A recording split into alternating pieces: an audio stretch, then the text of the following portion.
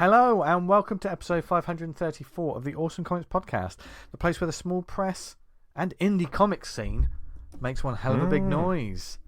My name is Vince Hunt, and joining me as always, making noises like that, is the creator of the epic webcomic series Vanguard, Dan Butcher. What other noises have you got for me, Dan?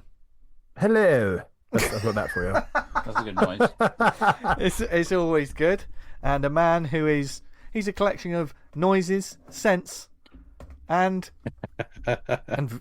things to see. It's that you'll never see because this is an audio medium. Chocolate waterfall. It's Tony Esmond. Hello. We are back. We've had a sort of rambunctious evening so far, haven't we? Yeah. Yes. I mean, Chuckled. I did have a coffee with quite a few sugars in it and a couple of Pop Tarts before we started recording. So. Fucking Pop Tarts. I can't get again. those fucking Pop Tarts anymore. Pop-Tarts. No, yeah. Well, ones Dan I and had his were, Jekyll Pop Tarts. Yeah. What did you have? It was like a pip quiche or something like that, wasn't it? It wasn't a Yeah, I was getting like some off-brand Aldi Pop Tarts. What were they called? I can't remember Like what they're called. fizz pockets or something. Actually, that's probably something really different. I can't remember what they're called. Put them in the toaster. They're Something called ball hilarious. bags. Smells like ass, tastes like jam. Just another Saturday night for the Awesome Comics Podcast. Now, welcome to the show, everyone. Already off the rails, but we have just had a wonderful chat talking about comics, the community, and putting on a convention. And we'll key that in a bit, but.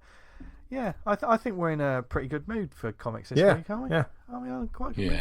Yeah. Just comics, we're always in a good mood for. It's all the shit that goes around them that we don't like. Yeah. Do you ever find that sometimes gets to you, though? Sometimes. All the Some other shit, time. man. Yeah. So we have to be the bastions. Get some white balls. What? Well, it's when you get caught up on all the nonsense around it, and it's like, oh fuck's sake! When you actually get back to like this week, I've been reading, going back to Fist of the North Star, and reading all the trades through, and just going back to reading it and enjoying fucking reading comics. It's just the North Star. The simple pleasure. Now, why was this? Because I was getting fucked with all the stuff I was reading. I just wanted to Inspiration rethink for something possibly upcoming. No, I just wanted to go back to something enjoyable and read it through from the beginning. Yeah. So I've been reading that through. And what was that like? That's fucking because there's that some moments book is that really from mid-80s. 80s, yeah. Yeah, mid-80s. There's some moments in it I was like, that wouldn't fly in a comic nowadays. And to be fair, we won't name the reading app, but we've all had a little rant about a certain reading app today, haven't we? Fuck, It's full of fucking really cack. fucked me off. Yeah. So I was reading stuff about like someone was talking about like Amazon and like Prime and stuff, like when you pay for the app and then they're asking you to pay more on top. Like he says, like it feels like the social contract is broken down there because I've given you money for a service and then I've gone to that service and then you're asking me for more money, and it's like, Yeah. well, what the fuck's going on then? Like, Yeah. I think It's like going into MCM and them asking you to pay extra money to walk into a different room. and an extra bit, that's extra for this bit, mate. Don't fucking put that into the ether because that's gonna happen. Yeah, I know. Yeah, why'd you do that, Tony? You know they all listen But I to put this. it into the ether. Yeah. I went to the ether. I threw Why it did in. you Can't go go to in there. the ether? Leave Can't go in the there, ether mate. alone. Walk Yeah. around the ether. Yeah. Don't go into it. It's a long way round, but keep going round it. The ether's getting bigger all the time. We can't Don't even go touch in the it. edges of the ether. No. The like, you can't go in there, mate. That's the fuzzy toilet. edges. The fuzzy edges of the ether. That's what that'll get you. Stings as well. It's creeping nearer, that ether. I watch Yeah. it from the window. Yeah. It's horrible, isn't it? Yeah. Goes for your shins. We've got a good show for you this week. Ball deep in it. Balls deep. God blimey, it goes beyond the shins. Beyond the shins. What a great name for an anthology. On the shins and near the balls. They don't have long titles in comics now, don't they? Yeah. They do that. Yeah. I Next think thing Can from you remember- Tinny do you remember- and the Fifth, whatever his fucking we're going to name is. have to. Okay. We're going to have to come up with our own because we've been talking about how comics have got slightly longer titles now, aren't they? Yeah, there's no I've room got for my drawings own. on the cover anymore. I've had my own for ages. What My is it? long title. Can you remember? You can't remember it? Oh, what? Every day we get closer to that one. No. No, every day we stray closer from God. Yeah. That's what he says. No, what's yours? I've said it right. I drag my big balls across this accursed earth. But that's I've your. got That's your That's autobiography. autobio. Yeah. I've got mine. Was it not all manga fans are paedophiles, but all paedophiles are manga fans. That's one of my ones.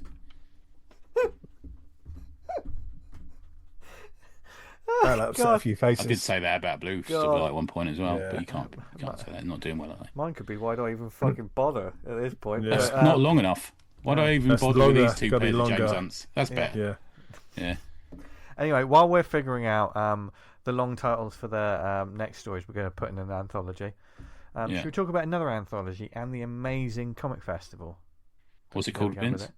The Inkblot Festival, which is happening in October. I tell you what, I was just about to talk about the festival a lot, but should we just let someone else do it instead? Somebody else can do it, can't they? Yeah, let's do it now. Okay, October the 18th, 2025 is a date you want. Thank you, Tony. Don't put me off immediately. When you said well done, I had to look at the date again. I had to look at nice. Yeah, I know, but because you said something, I had to look at it again to make sure that I got it right, and I did get it right. It's October. Even when I encourage him, I put. I know. And then, October the 18th is the date you want in your diaries, because that is when the Inkblot Indie Comic Festival is happening. We love that combination of words in Indie Comic Festival on this show. Here to talk about it and the upcoming Inkblot Anthology, which is coinciding with it, which is out of this world scary. There's a bit of a clue to what it's about. Is artist and all-round comics good guy Tom Wilson. Welcome to the show. Thank you very much for having me. I'll just make sure I put that date in my diary as well. Yeah. Set your alarm. Yeah. You won't want to forget it, really. Although, I mean, I think it's probably etched permanently, it's tattooed in your brain with this year's festival, right? It is actually, yeah. Unfortunately, I can't really think about anything else. I mean, the wife's just like ready to get rid of me. Baby's walking around, no milk, anything like that. It's just Inkblot. That's all it is. Live and breathe it. So, I mean, we've mentioned Inkblot a couple of times on this show. There may be some people that don't necessarily know about it, and we just talked a little bit on air about its sort of humble beginnings to what it is this year as well. So, just give us the overview of what Inkblot is and its aim. So it sort of came around, really. Myself and the original co-founder, we were met at Comic-Cons, hustling and doing our thing and trying to get our work out there. And we just felt that a lot of Comic-Cons, and this is I'm not bad-mouthing anyone or anything like this, but a lot of Comic-Cons were sort of more the plastic fantastic sort of thing, Funko Pops, totally, and movies and autographs and all that stuff, and that's absolutely fine. There's a market for that, and we just felt that the actual word comic in Comic-Con wasn't apparent, it wasn't there, so we decided that we'd grab the reins and try putting on our own show that focused solely on the artists and the work that they were creating. And we sort of wanted to avoid sort of, flashy names and big guests and really take it back down to basics, which was, self-published comics, one-shots, independent artists, stuff like that. And it was a chance for people to come and speak directly to the artists, learn from them, learn about the stories, take home some tips, and hopefully take home some books as well. And this started like sort of small to begin with, wasn't it? We'll get onto the new show as it stands, as it's upcoming. Was it always Manchester? Is Manchester this year? Has it always been in Manchester, or is it? Yeah. So the first one we did was in Manchester, which was at a smaller venue. So that was the launch event, and we were very surprised at how it went. We sort of put it on, and we got a load of artists signed up, and we were sort of thinking, oh shit, is this a good idea? Is it going to work? We're sort of targeting what's essentially the niche of maybe Comic-Cons now. Comics aren't always the main focus, so we didn't know how it was going to go. And a lot of people were trusting in us to sort of put that forward and do a good event, really. And it went really well. We got I think it was about 350 people through the door, loads of students, and it was just great for a really small convention. So the 20 artists that were in there and a couple of our event sponsors as well all had like a really, really good day. So straight away, right off the back of that, it was okay, where can we go next? So we did an event in Nottingham, which has been really good. In fact, I think that's the one we spoke to you about. I think that's where we first got in contact, wasn't it? I think. Yeah, that's right. We've done that one twice now, and right. then we also did one in Coventry as well. Oh, okay. Which it was a good day, but we just didn't quite get the numbers through the door that we'd sort of hoped we'd get. Shame really, because a really nice venue and everything. But yeah, we don't know about Coventry in the future. It'd be nice to give it another go, but we'll just see what happens. Yeah, it's a bit of a trip for you as well, Coventry. I'm guessing it's not really your home ground, is it? Put it in football terms, Yeah, that's it. Yeah, the mighty Stockport County. Yeah. I have to say, just as a segue, as a side note, is your accent makes me laugh because especially when you said students, you remind me. There used to be a comedian called Paul Calf that was done by the. And he used to go about students all the time, about how he hated them. And when you said that's your act, that kind of got me there for a second. Yeah, sorry. Well, don't worry, I'm a massive Partridge fan. Take a little bit of offence to be compared to him, sorry.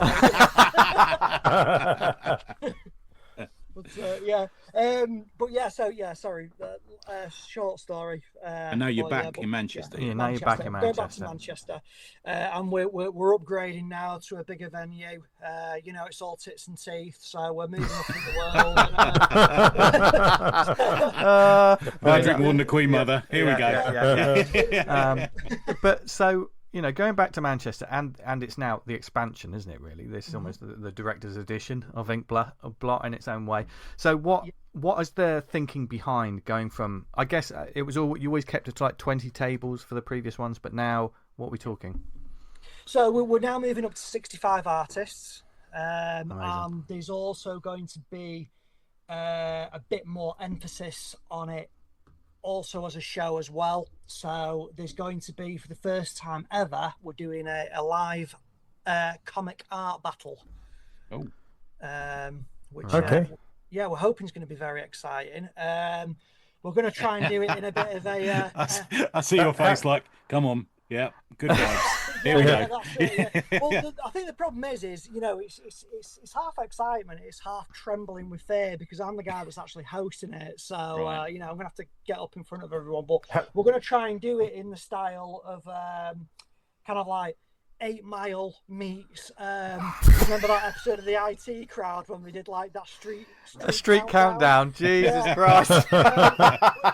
It's just gonna be kind of like just a big laugh, basically. 10 artists go up, they all stand there with easels in a row, the crowd decides their fate, and in every round 2 artists get dropped until we reach the final.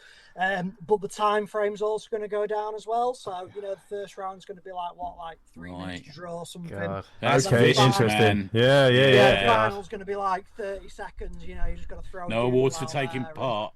Winner or nothing. Winner take all. Exactly, yeah. So heroes will be born, dreams will be shattered.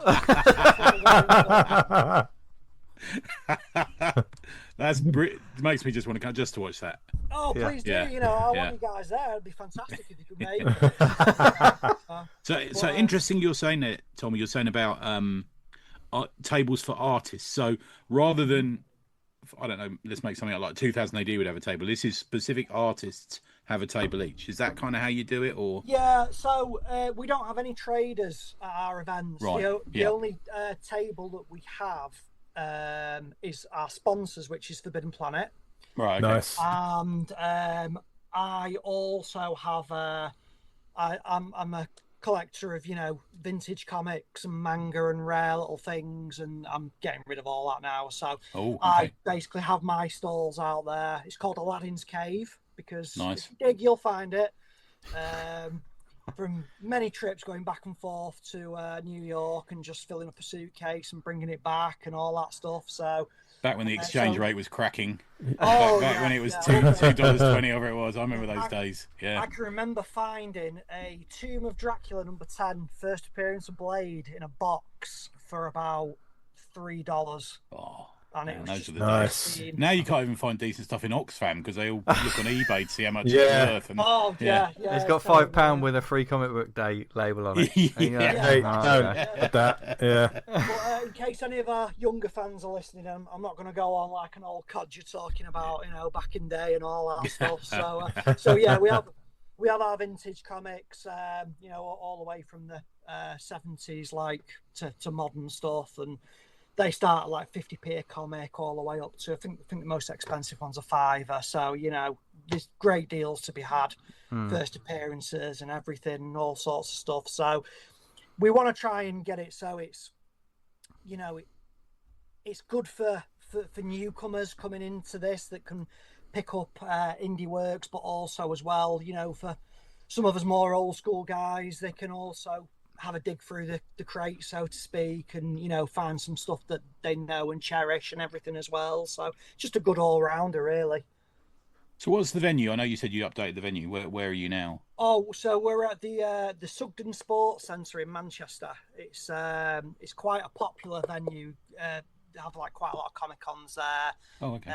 anime festivals and stuff like that, and it's right off Oxford Road, which is like the main student area in Manchester, if any of you guys know it. But it's hustling and bustling, so we're expecting good crowds, and it's during Freshers Week as well. So Oh wow, Nice. good Yeah. shout. Oh, awesome. Yeah, definitely dip off for a pint afterwards. I think it'll be well deserved. yeah. Push the annoying students out of the way at the bar. I work in university, so it's fine. I can say that. Oh, okay. Yeah, Well, yeah. If So anything, I'd be that guy who's like, "Hi guys, like, yeah, I used to be a student. I used to be like you. I'm cool like you. I see grey hairs, mate. Just fuck off, Let's all do ecstasy. Yeah. Let's find ourselves. Yeah. Oh God. So obviously it's indie, like small press comics and stuff like that, and pretty much creators for comic makers and artists and stuff. How and you're expanding the tables, and I believe that was due to like something that I think a lot of comic organisers need to bear in mind is to keep things fresh, to expand, isn't it? That's what you want to do. You want to open it up to more. Absolutely, yeah. I mean, it's the expansion is what keeps the events going, essentially, because if you don't evolve, you just stay stagnant. And we don't always want to have the same lineup of artists. We want to mix it up to make sure that new faces are coming in, and we don't want to fall into that trap of we just have our regulars and then so many. I can't think of a comic convention that doesn't do that now, man. It does mean that occasionally I think I'll take a little break from going to that for a couple of years, and that's one of the main reasons why. Yeah, Won't matter. Yeah, I think it's good to have the mixture of the two if you can, because especially some of our artists, especially some of the ones that have contributed to the anthology, have got a long on running series. So, you'll go to Manchester one year, and then the next year you come back. If this particular person's there, they've probably got another couple of issues out, and obviously if you like it, you get it again. Do you go looking for like the sort of hot name at the moment? Is there a bit of that? Indie, especially underground comics they'll occasionally have a name of the moment, won't they? I know it's a bit more of a US thing, but we do have that over here as well. I mean, for example, who's currently got the Avery Hill book out at the moment, or something like that. Yeah, I mean, I've not actually spoke with anyone from there. Our artists have been quite a varied mix. So we do have quite a few comic artists, but we also have a lot of more sort of general artists as well, that sort of branch out into different areas and stuff like that. So as far as names go, it is more just artists for the self-published premise, basically. Yeah. I would eventually like to get a few more indie people over when the event grows and everything, but I also don't want to take the spotlight away from the artists, the smaller sort of names. Yeah, because again, I've seen this myself. I've been at conventions where I've got my table set up and ready to go and everything, and then there's been some bloke from the Beano or 2000 AD or something like that, and then there's just like lines of people, queued up Past at your their table. tables, Yeah. and they're No just one not bothers with you. interested in anything else. So, and I think that's a real shame. So you're trying to set up like an even playing field for everyone that's there. Everyone's on the same. Absolutely, yeah. I mean, let's not put the rose tinted glasses on or anything. This is, for me, this is my business. Right. I want it to do well, and I want to do well, and I want it to be successful. But I also want all the artists that are there to be successful. Yeah. And I've had artists turn around and say that they've done better with us for 5 hours than they've done at MCM for a full weekend. Mate, we hear that all the time, especially places like MCM and Thought Bubble. There's such a multitude of choice. Yeah. As well, these places. You can't.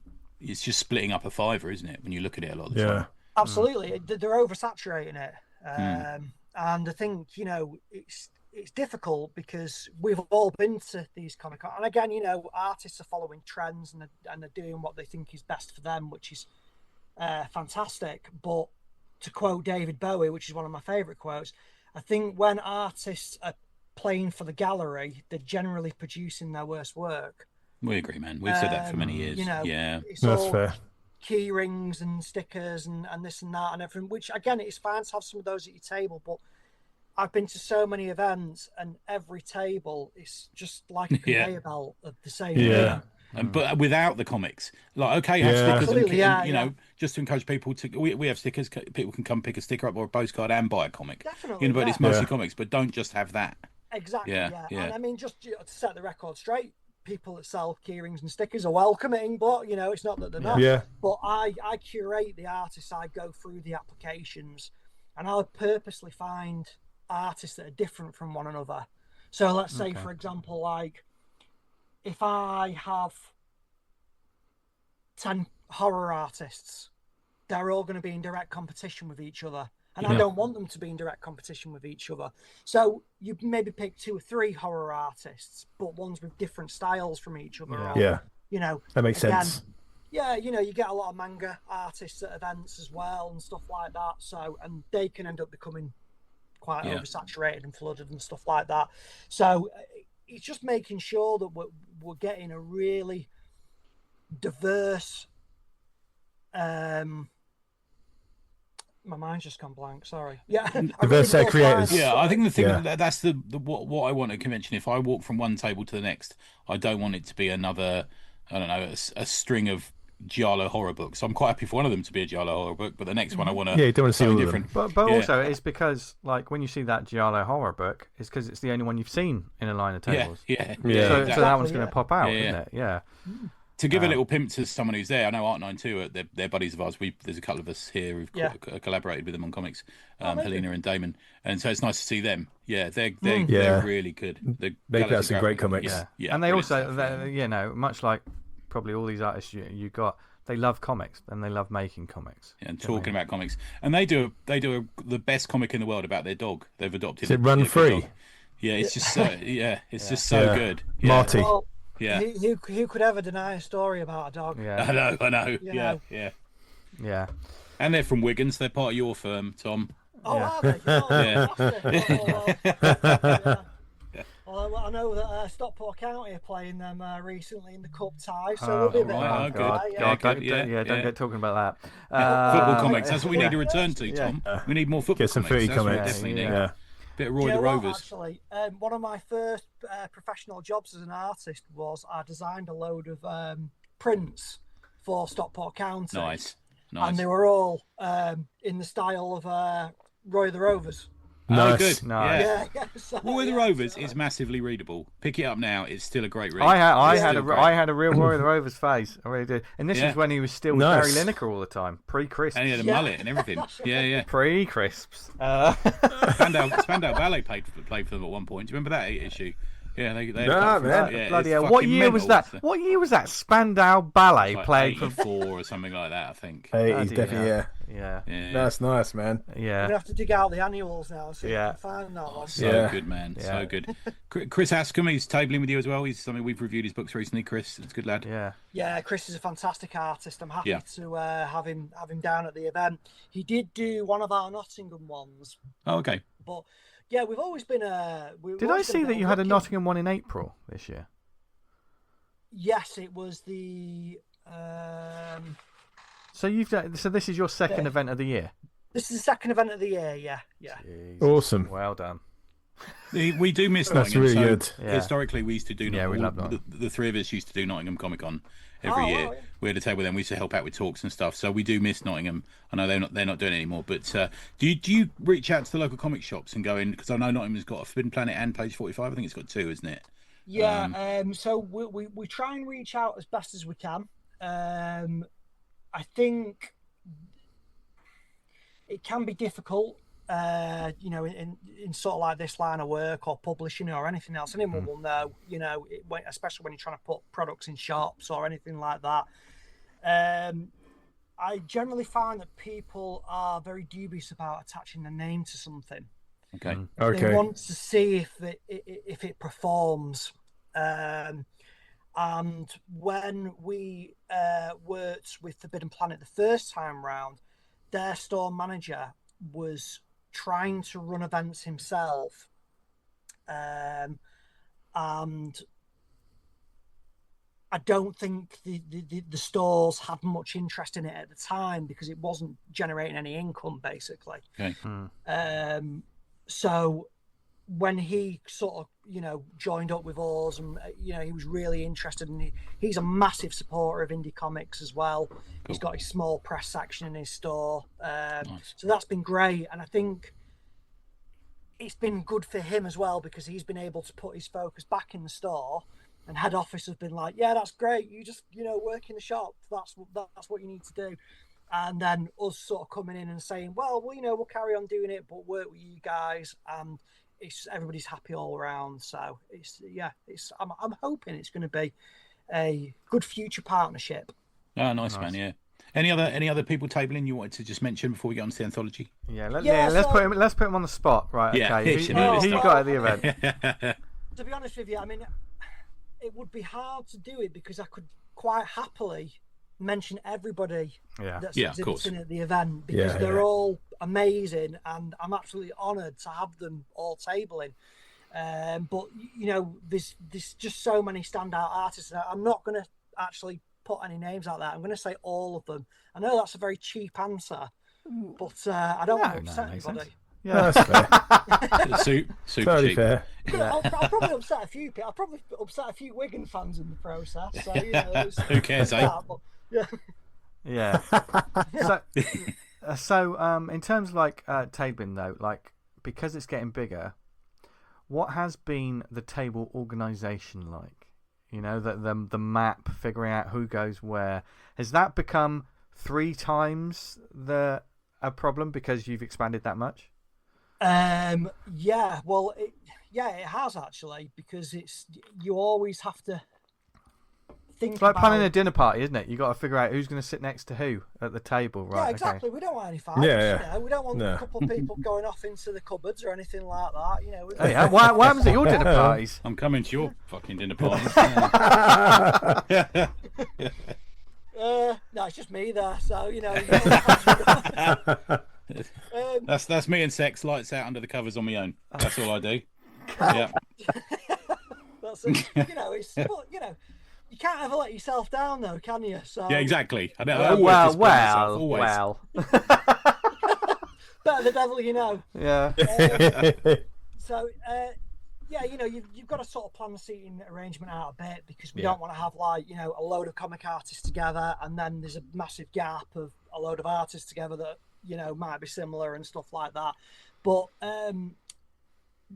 the layout is, we've tried to do it so it all flows through quite nicely. And you can just keep doing loops basically and go around. And I think, again, some of these conventions overpack traders and artists in. Mate. The knee room at some of these conventions, you know, terrible, isn't it? It's crazy. I mean, obviously, you can't, if you've hired out the venue and you get way more customers in than you think you're going to get, some things are out of your control. I mean, there's nicer problems to have, so totally, that's what I want. But there's been so many times at conventions where I've had people say like, oh, I love your work, I'll come back later. I never see them. Yeah, all the time. And stuff like that. And then I've actually seen them again at a follow-up event somewhere else, and they've come over, bought some stuff off me and said, I actually came to come and find you last time, I couldn't find you. Yeah. Right, okay. Right. Or they've just got to a point where, later on in the day, battling through the crowds again. It's exhausting That's sometimes. so It yeah. really is. Yeah. Well, yeah, it is. Yeah. So how long is the event?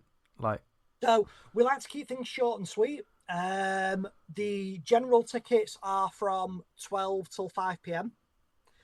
Nice. Or you can take advantage. I'm going to do my best sales pitch here. Go for it. You can take advantage of our VIP ticket, which gets you in at 11 for early access, and you get a free event program and a free Inkblot tote bag. Hey, nice. That's People right. do love a tote bag. I love a People tote do bag. love a tote bag. Yeah. Bargain at twice the price. Yeah. How is your pricing for your tickets, if you don't mind me asking? So, say again, sorry. What is the pricing for your tickets, if you don't mind me asking? So the early bird ticket, the general release ticket, is £4 for an adult. Okay, no, that's cheap. And £1 It's good. for a child. Fucking hell. That's great, man. Yeah. That's fantastic. Yeah. That is. There's also a family ticket option where it works out a little bit cheaper. So 2 adults and 2 kids, you get like one of the kids in for free. And then obviously there's the VIP as well. But like I say, you get a load of freebies with that. So yeah. Wow. But yeah, we try and keep it cheap because, again, this is another major concern of mine. Doing conventions for so long now is that I've even had it where people have walked through the door, they've walked over, had a look at my stuff and gone, oh, your stuff's great, I love it, but I can't buy it, I can't afford it. Yeah. So I've spent £7 to get in. Yeah. Yeah, man. Yeah. Mate, I know. Yeah. Yeah, so it's I just think about it and I'm like, well, times are hard. We've all got, different things to spend our money Issues, on, bills and mortgages and this and that and everything else. But, whether rich or poor, you should have the £4 in your pocket to be able to come down and, enjoy the event and be able to pick up a couple of things. Even if you go through the 50p boxes and grab a handful of comics and pick up one indie one, someone's, an artist has left happy because they've sold a copy of the book. Yeah. A customer's left happy because they've walked away with a handful of comics. Yeah. Yeah. That's what it's all about, just people having a good day. 'Cause there's nothing like a comic show to like put you in a good mood. Absolutely, yeah, definitely. Especially with like the indie comics more so for me rather than these. But there's just an assault on the senses sometimes. When when we did MTM once, it was like, poof, Fuck. It's a different kettle of fish. And these bigger We shows, don't talk about that time. No. Yeah, same time. Well, I just think oh, sorry, go ahead. No, it's a bit of a killer sometimes. I've been into like smaller cons where like the ticket fee is quite excessive, and then I'm walking around like essentially is what a small little impromptu shopping thing. And you're like, well, why am I paying money to get in to spend money? It's nuts. I'm thinking more like the leisure centre ones, when there's like got a couple of people signing and they're all selling Funkos and shit like that.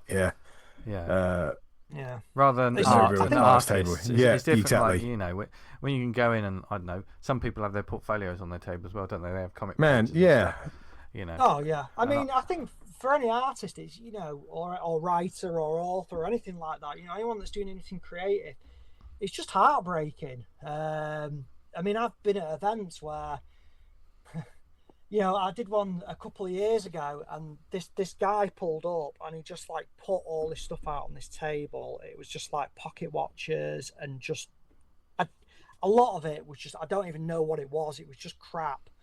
Yeah. And he was like a, you know, like a market seller kind of guy. And it was a bad event. It wasn't good, and I didn't do well. And this guy turned around next to me, who had all this stuff, and he said like, "Oh, gun, been slow, not worth me coming down." I said, "Oh, do you make all this stuff, do you?" Like, "Oh, no, AliExpress. I just buy it all in bulk and pay for the table, put all these products out and sell them at 3 times the price of what I buy them for." And you know, when you're someone that, you know, any artist will say the same thing. You know, spent like hours, blood, sweat, and tears, putting all the work and effort into It's your craft. Yeah, exactly. Know, it's just drop shipping, isn't it? I've got a reputation.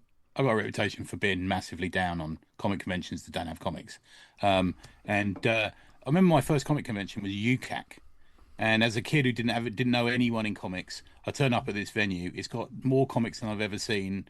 You know, golden age comics back then for sale for peanuts. I went to a panel that was Alan Moore, Dave Gibbons, Dave Sim, Frank Miller, and everyone was fucking over and excited. And now abundant of riches. Yeah, now you go to a Comic Con and there's some bloke in an inflatable dinosaur suit and a fucking Stay Puft Man.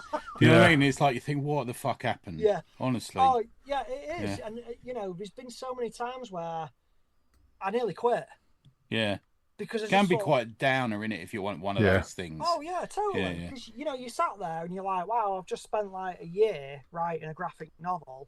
Nobody's buying it. What the fuck am I doing? Yeah. You know, basically, you know. We mentioned that the other week, man. It's hard. You got to try to divorce yourself from that mentality, but it can be very hard if no one's buying something you fucking worked really hard on. It's absolutely. And the thing is, you've got to remember it's not because of what the book is. A lot of these times, you got to remember that. And I think kids go and do these things, and they think they're going to sell 100 comics, and you think you're probably not going to, you know. But don't be down on the product. Don't be down on your art. No, definitely not. I mean, obviously, it's you know, moved on from that now. But you know, I mean, when I started out in this, and really still to this day, you know, I mean, because I know you guys have had some, you know, big names on the show, and people that have worked for, you know, quite reputable companies and everything, and you know, I just started this because I just wanted to draw, really, and you know, never sort of good. Yeah. That's why we're more behind guys like you than you know. Can I just make a point at this point? Yeah, sure. I'm about to ask you where the next one's going to be, but allow me to say that London doesn't have a decent comic convention anymore. I'm just putting that in your brain, Tom. I know you hate people from south of the Watford Gap. Do you know what, Tony? Yeah, I mean, obviously there is a massive northern and southern divide there. Yeah, can't be helped. We're coming together, Tom. We're cleaning it up now after all these years. Do you know what? You and I are best friends. The hands across the aisle. Yeah. Got to bring the temperature down. That's it. Yeah, we're finally going to put this to bed, and you know, a truce will be formed. No, to be honest with you, I was looking at London for, when was I looking now? It would have been late last year, actually, about December time. I was sort of scanning venues, and that's kind of, you know, not cheap. It was though, my focus, but it's my full focus now. But the venue prices for London were just so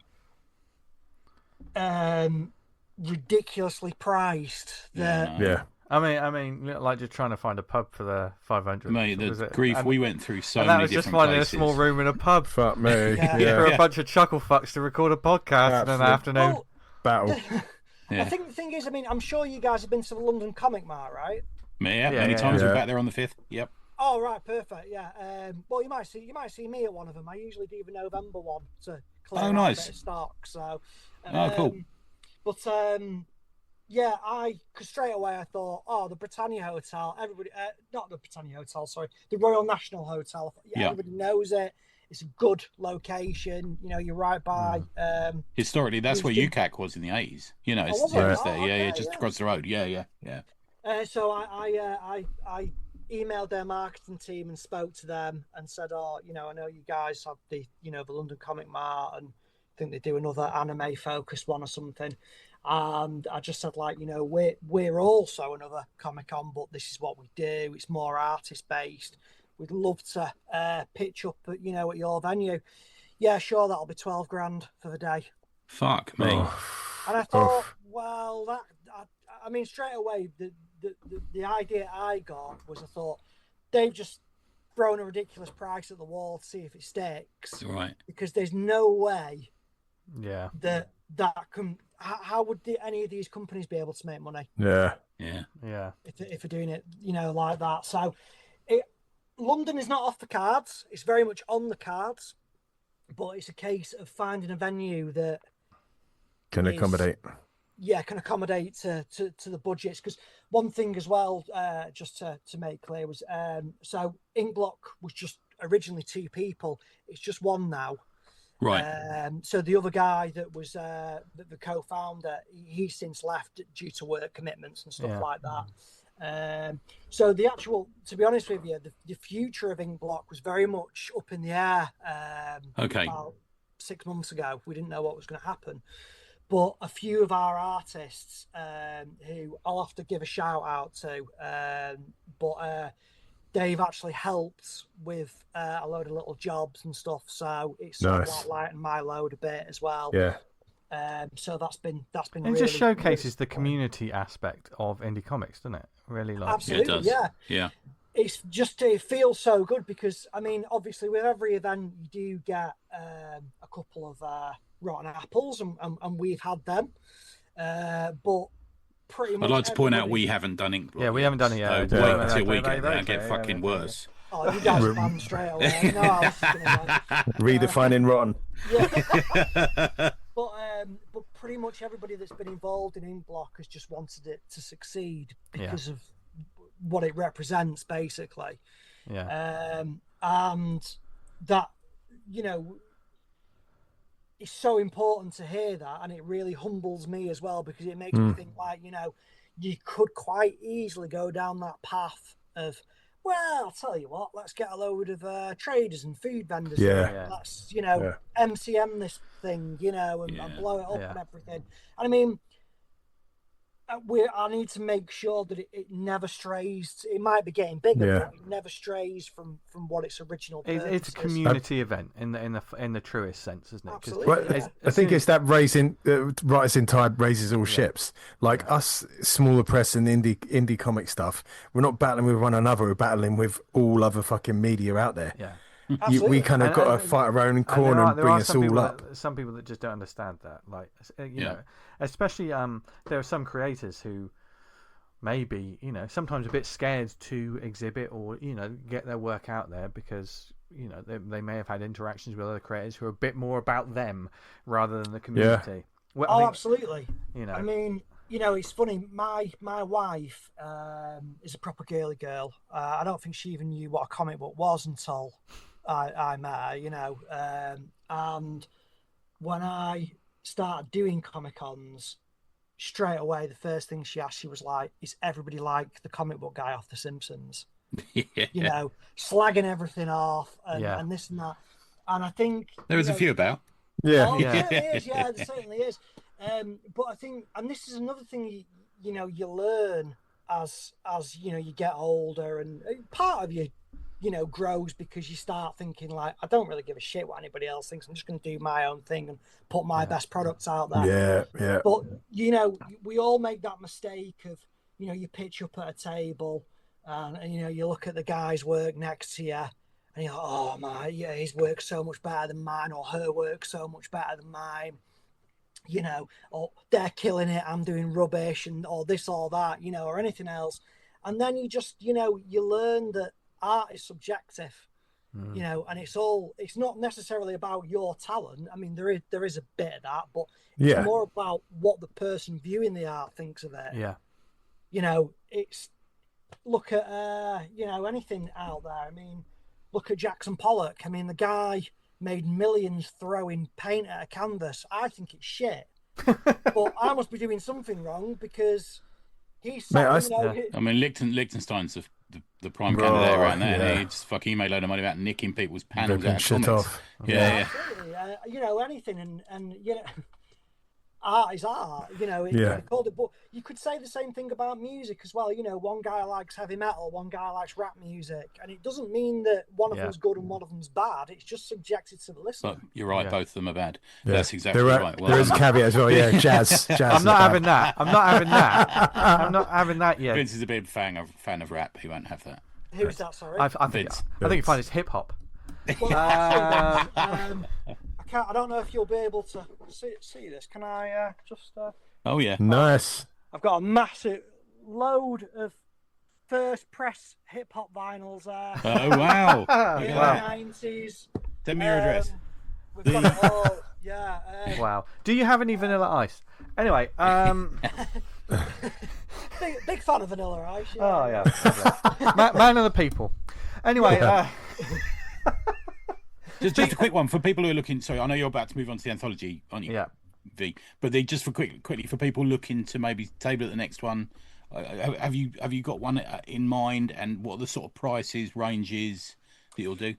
So our original events have always sort of been around £50 to £60 for a table. Right. Okay. They have gone up at Manchester this year to £100, and I sent an email out to all the artists explaining Right. Good on you. the price hike.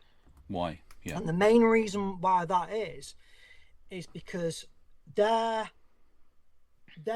fee for the table pays for the room hire, the table hire, and the marketing costs. I don't take any money from that. Yeah. Right. And that's honest truth. It pays for the event Itself to run. Yeah.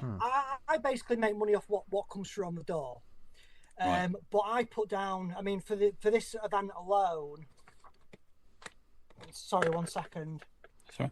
I don't want to go into all your accounts. Going through his books. No. Have you got any receipts? No. Yeah. There's no secrets here, but so my marketing budget at the moment is currently at £1,700. Right. That's not. That's what we big. got That's to play just for with. coming on here. Do you know what I mean? Yeah. Probably about So £2,000 or so. is it going to be Manchester again next time, Tom? Or are you thinking of somewhere else, or? So Manchester, I think, is going to be our flagship event moving forward. Right, fine, yeah. Because it's a venue where we can, get a good amount of people in, and it's affordable for us to actually run it as well. Is it good to have a home base like that, isn't it? If you're going to do one that then travels, isn't it? You need one definitely. So I want to keep Nottingham on as well. That'd be great. Moving forward, we'll just have to see about other events. It's all about, again, making it affordable. But one of the things that, again, sorry, just to go back to the marketing thing, that makes Inkblot successful is I try and market it as best as I can to make sure that I am targeting the demographic of people that actually buy and read comic books. Yeah. Because again, you could just put Comic On in there or anything like that, and you're just going to get people turning up thinking they're going to buy a load of Funkos or something, which is not what you want. Cosplayers and stuff like that. And like I say, all these people are more than welcome, but we just keep away from me. As like a cosplay event or anything that. So. But I'm just thinking, because from the show, I guess people will want to come and table at your events. I'm hoping knowing the cost is good for them and good for us to let them know.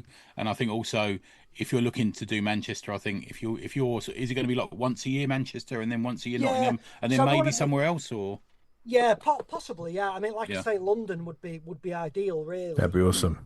That'd be fantastic. You also need to be careful not to stretch it too much, isn't it? Really, organically grow. Yeah. You're absolutely spot on, because you don't want to give people the opportunity to become bored with it. Yeah. You want them always wanting more.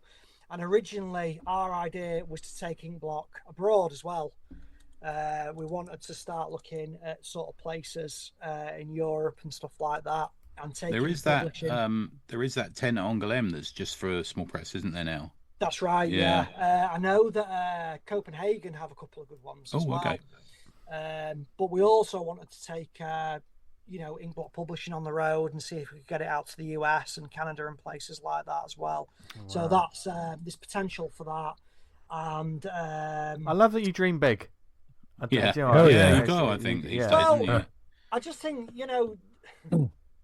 you end up becoming a glutton for punishment because you never take a day off. But then I think at the same time, if you aim too small, the dream just dies. Yeah. You achieve what you want to achieve more or less straight away. And, where do you go from there? You've got to have that Tony Montana mentality. The amount of cocaine and... we all do, my friend. Me and Michelle Pfeiffer, big business plan. I think I'm off to Riga tomorrow, and they have an event every year run by that. Is it Kush? I think you pronounce it, which is their small press crew there. I'm going to an event by them, and I think they have a festival every July. It looks really good. Oh, wow. Yeah. Okay. So there's all these strange places you think, I don't know about that place. They don't really have a big comics industry, but they do have a big small press crew. Yeah, and I mean, if you look at places in like Europe and Scandinavia or anything like that, I mean, people out there, they don't ever really stop reading comic books, I think. And, some of these small press places are really targeting those groups, and even in the UK as well. But I think a lot of... I'm a firm believer that a lot of these events have come about. I mean, well, it's not that I'm a firm believer; it's a matter of fact. But it's they've just come about because of Marvel films. Really, it's not been about the comics. So, again, I don't look at any of these events as competition or anything like that. I'm just glad that it's happening because the more of them that are out there, the more interest it's hopefully going to create. I think we're talking to Mark Miller about this, and he was talking about peaks and troughs. And we get the peak of comics, big sales, is when, for example, in this case, it's the MCU movies, and then it will drop off, which was apparently seemingly what it's doing in some places. And it's only in that bottom dip when you get the true originality that gets it kicked into place again. Get back, kicks up the arse. Has to sort of redefine itself and and take a fresh breath. Yeah, and it's dependent on underground and small press and indie people to do that. It's not going to come from the mainstream. Yeah, definitely. Yeah, I talked to someone who when I originally put my comics out there, I worked with a shop called Wow Comics. That's which was in Manchester. They don't exist anymore, actually, unfortunately. But the guy that ran the store there, he was indie through and through, and he said that the problem with small press was that someone would come in, they'd buy an issue of something, they'd leave the store and return a month later, expecting. It's not how small press works, sadly. It's a big issue with small press. It's a big issue with kickstarting comics as well. I think sometimes, unless you're prepared to put them out like in a really regular basis, that's it. Yeah, it's going to hurt you. Which is why I think a lot of small press stuff is one-offs. Yeah, definitely. And collections of like webcomics and stuff like that. Yeah, totally. Yeah. I think creators run out of steam because they don't see the numbers that they want. Customers run out of steam because the attention spans, again, just filter through and they just move on to other things.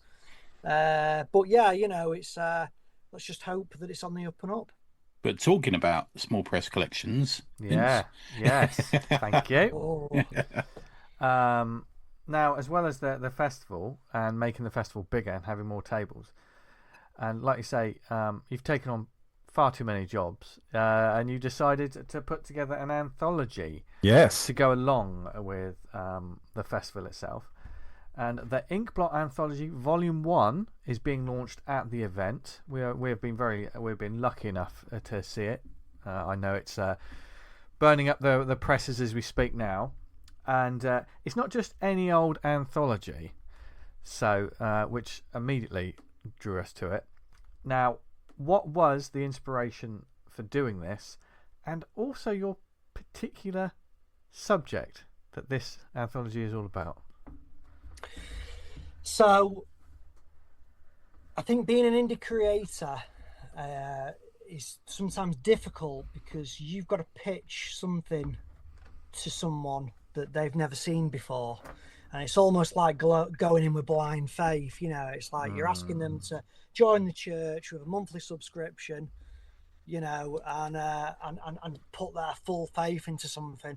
What we wanted to do was showcase a few of our, I like to call them gold star artists. I know you shouldn't have favorites in this world, but we do.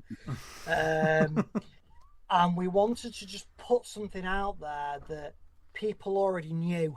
It had already been explained. It already existed.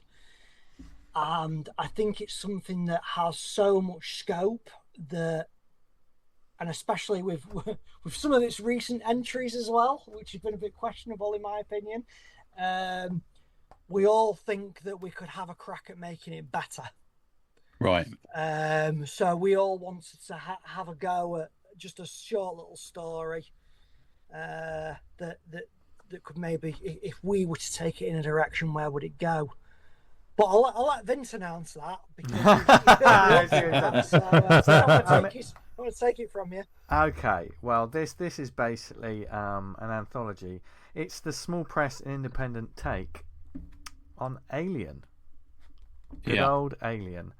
It's a limited edition collection. Tom Wilson, Andy J. Clark, Luke Copsey, Kevin Wells, and Ben Hopkins have all they're the names that are part of this.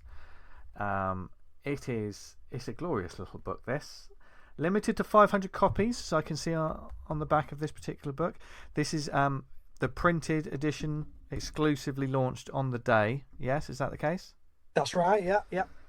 And it is there. I mean, need you say more than Alien? Do you know what I mean? As soon as you say Alien, it's there are different takes on this particular creature and universe. How did you sort of? I mean, obviously you're a fan of it, and we've talked about anthologies infinitum on this show itself. But then to have the idea, then to herd the cats of artists and writing it and getting everything in time for the anthology. You don't have to give us the whole lot of details, but how has the experience been of doing this alongside also building up this anthology? Are you gonna tell me with tears in your eyes that it was a joy, or was it hard work? It was hard work. It was casting. Yeah, if any of the artists are listening, no, I'm only kidding. No, they've all been great. To be honest with you, they've all been fantastic. I'm sort of so overjoyed, over the moon with the work that they've produced, and I knew they were going to do a good job, but I didn't think they were going to do as good a job as what I got. I was quite blown away with it, really. The idea came about for purely selfish reasons. I always just wanted to write an Alien comic. Do an Alien comic. Yeah, so I don't know if you guys have got it in front of you there. Yeah. I just realised as well, actually, Tony, you don't have one, do you? I've got a digital copy, babes. It's all right. That's fine by me. That's all I need. I printed one out to you if you like. Oh, I'm fine. Honestly, digital's fine by me. Yeah. Literally, you don't like it that much, then, no, do you? No, literally, it's going to fall over and kill me one day, and I'm sort of trying to cut back a bit. Tony had the structural engineer out, didn't they? They said you can't have any more books in your house. Yeah, that's it. Yeah, the doctor said no, you can't have 20 books anymore. Cut down to 10. Mate, if my missus if I get another comic through the post, she'll fucking kill me. Honestly. Yeah. Well, side eye I get down the couch. For a daff, so Yeah. We'll leave it there. So basically, it was just an idea that I'd put out there, and I just thought I just really want to have a crack at this. And as I'm sure you can see from the versions that you've got in front of you, and for anyone that's listening, I sort of open with my story. And for me, even though I wanted to do it, I found it really, really difficult because my art style is I grew up sort of doing graffiti, and I was very heavily. You say inspired. that in a little intro, don't you? I think because you each get an intro page. I know you mentioned that, That's don't you? right, Yeah, which is good. Yeah. So I was very heavily influenced by Saturday morning cartoons, and I sort of grew up with, well, I know kids nowadays call it anime, but for old fogies like me, it was manga video. Yeah. Right. Like things like the Guyver and stuff like that. Akira. Love the Guyver on here, man. Love it. Yeah. On Right. the old VHS tapes that, you only got if your mate's older brother had a copy of it or something like that. But I sometimes watch the trailers to those manga sometimes on YouTube, and it's like, oh man, this brings back memories. Still got the Yeah. original thing on there, haven't we? Yeah. I've got the Spawn animated VHS tapes just in my eye line over there. Nice. Yeah. Them. Yeah, They're good cool. as well. He gave a little intro. Do you remember at the start of Yeah. the episode, didn't he, Todd? He sort of pretends to wink, and then he turns around and sort of gives you some soliloquy about I Spawn, can see and you then- doing that, Dan. Remember when you used to do those little videos? I think that would work Yeah. for you. God, I missed that. Yeah. Well, one viewer used to like that. There. Oh, you're not missing nothing. You always gave it the Oh, finger that's guns as right. well, didn't you? Always Yeah. like this. Yeah. Like it. Sorry. Lost my train of thought now. I'm thinking about. You're talking So about we're always talking being about manga your art guy. style. Yeah. But I'm thinking about Dan and his home movies. Don't think too hard. Yeah. You need a VPN for that. I need a VPN. I need to get a VPN. I don't know. It's embarrassing. Even if I just buy it on the store, the App Store, I feel a bit like they know I'm a pervert. Do you know what I mean? It's like, Don't know worry, what to do. They might know that already. We already know. yeah, that's true. They know, don't they? Yeah. Yeah, I can totally see that in your work, like the kind of Yeah. the manga anime influences. So I've always tried to do like a bit of a hybrid kind of manga Saturday morning cartoon sort of playful thing. And to be honest with you, you know, over the years, my artwork has hit criticism from especially some of the older comic book readers. But I like to be able to have fun with my work. I like something that flows. Yeah, man. man. I like something that's a bit playful. You got to enjoy doing it. Oh, absolutely.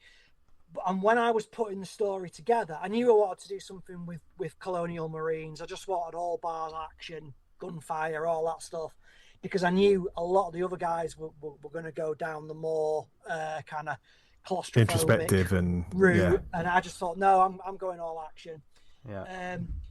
And yeah, I was a bit concerned, like, oh, maybe my style's maybe a bit too soft for the subject matter and stuff like that. But in the end, I just thought I'm just going to go for it, put it out there, and just have fun with it. And in case anyone finds my work maybe a little bit too on the soft side, it gets heavy and dark pretty quick. So they'll definitely Tom, be satisfied. your one was my favourite.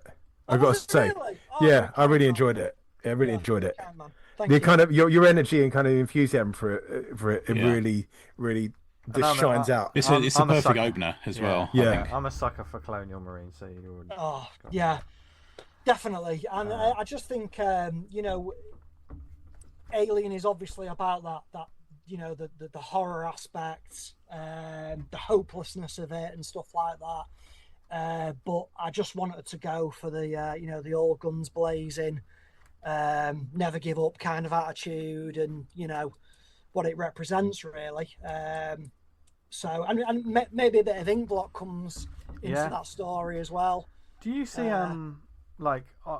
is this going to be something you're going to do for each of the big festivals? You're going to do It was so much more common. We used to get anthologies. I remember contributing to anthologies. Like Nottingham used to do every one. I like the idea of it having like a theme, though. Do you know what I mean? A consistent thing. Yeah. Sometimes you get an anthology, and it'd be such a mix, wouldn't it? Like it would be with a lot. Yeah. What if it was scratched together? That sometimes it would just be in the bag, and you wouldn't necessarily look at Like it.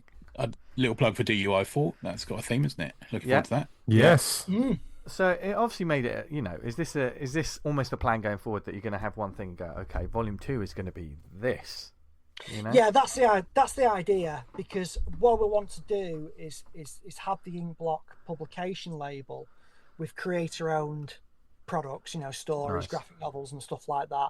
So if you have a look somewhere towards the back of the book, my next book, which is a creator-owned one, it will be one of the features. And I think I'm not going to give out too many spoilers, but yeah, we've got an idea for volume 2. Nice. You might be able to guess what it could be. Porno. Absolutely, yeah. Go with it. Go for it. Finally, yeah. So something for our older readers, our more distinguished gentlemen. We're going to bring jazz back. Yeah.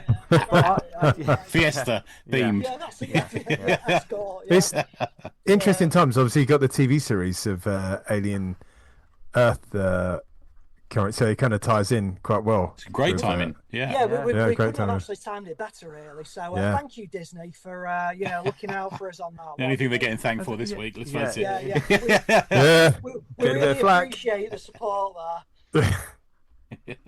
Vince sent me a couple of messages about Alien Earth, didn't he? You're not a massive fan, Vince. Do you know what I mean? Let's save it for the WhatsApps, Dan, because Okay, fair enough. I've had my, I've made my Well, no, I haven't even made my point perfectly clear. I feel there's going to be more points that are going to be made after the last episode.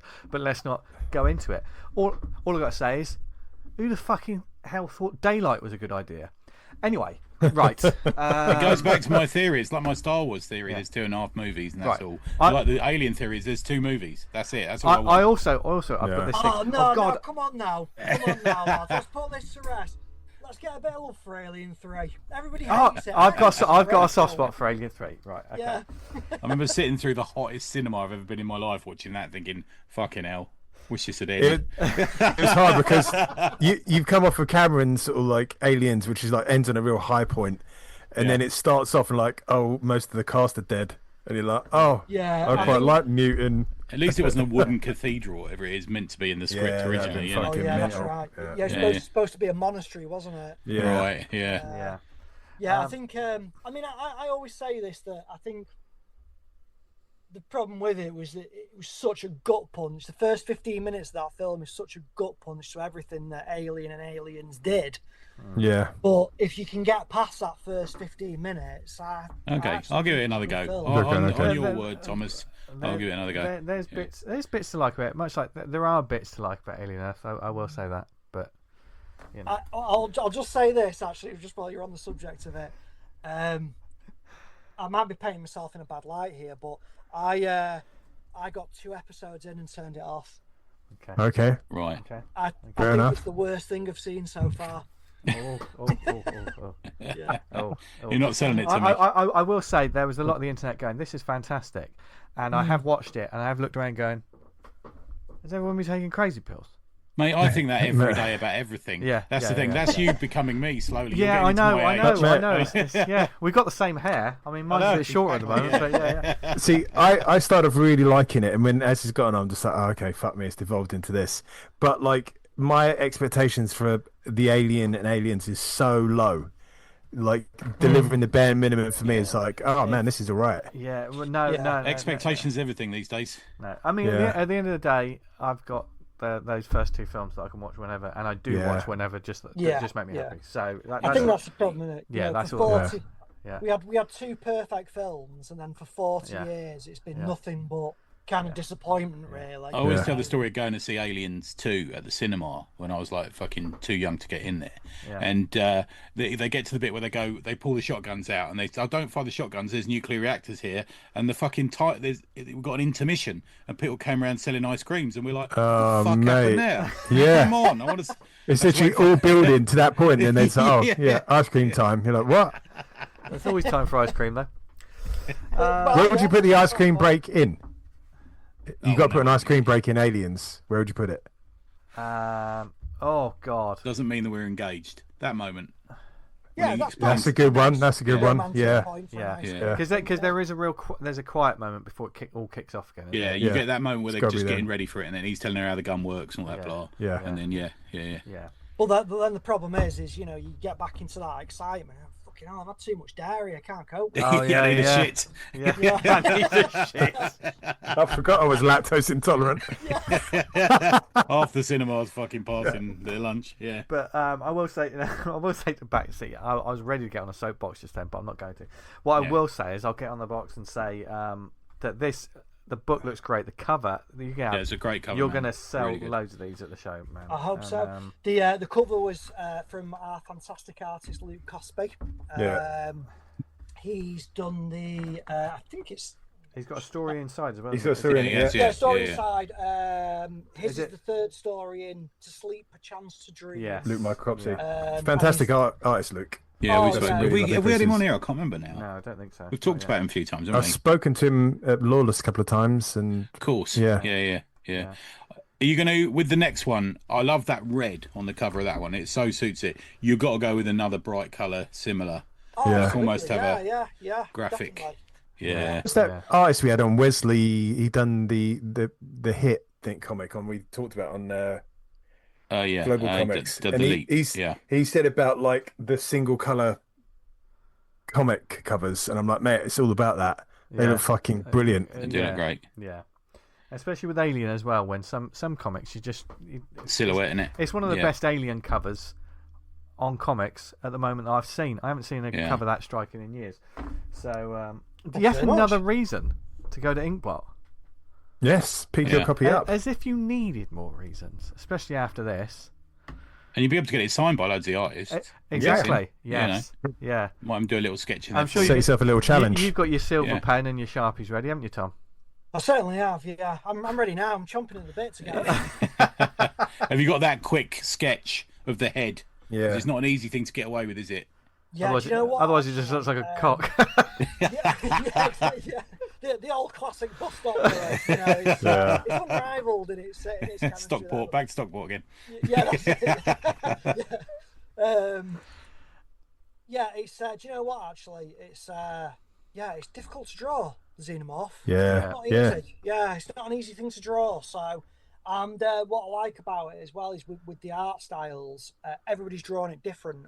Yeah. Which you'd expect really from 5 different artists. That's probably not that much of a surprise. But, everyone's got their own interpretation. Exactly, yeah. It's great to see the different. There's a little bit of existentialism in a couple of them. There's this sort of lone. I can't remember the character. He draws that lone figure, and there's the lone starship in space in the start of one of them. Really like that. That sort of that was survivalist, almost like you're out there. There's no one to help you. Andy like J. Clark. Andy Right, J. okay. Clark, Yeah. He does his other series called Flux. Okay. He was an obvious contender for the book because his stuff is really striking as well. He normally does everything in colour. I think this might be the first thing he's ever done in black and white, actually. Okay. Nice. But his style is really sci-fi, really cool. If you get a chance to check out the Flux books, they're fantastic. It's quite strong, sort of like Blade Runner vibes and stuff like that. Cool. So, Nice. Nicely pimped. I think the thing is as well, there must have been a massive temptation by you, Tom, as I'm guessing you're the editor, of like, you've got it in black and white. It's going to keep the print costs down a little bit when you go to get it printed, but there must have been a temptation to add some red on some of those pages. No, well, do you know what? Yeah. So in my story, I think there's the panel. I don't want to. Sorry, but a chest burster scene and the girls like sat there and shot. Well, all that was originally in red. Right. Yeah, I can see that. Yeah. What I wanted the book to be in colour, but it was sort of a joint decision at the time that no, let's go back to roots of indie comics. Let's start off with black and white.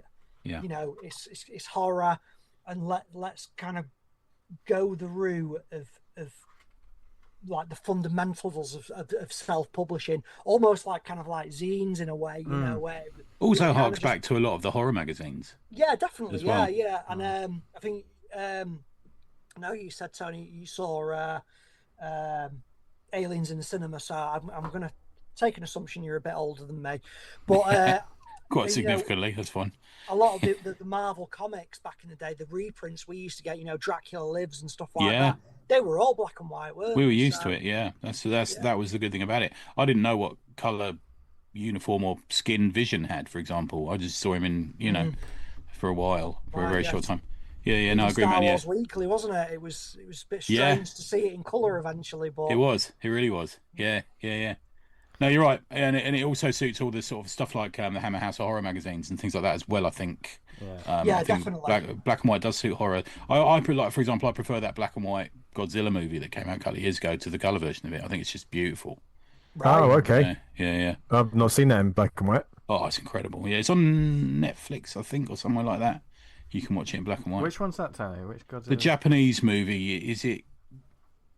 The one about like it's the allegory of after the war, and it's got the guy that sort of survives.